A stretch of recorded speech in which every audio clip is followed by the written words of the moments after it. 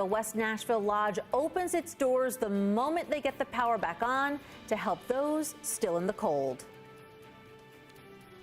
The West Nashville Phoenix, a Freemasons lodge, is opening its doors to those who are still without power and heat tonight. As soon as their building regained power, they then opened it up to the public, as several parts of Sylvan Park are still in the dark amid below freezing temperatures right now that we've seen for more than a week. We're a fraternity, but we also have a charitable mission, and anything we can do to help the community is top of line. So it just made sense. We have the space, we have heat.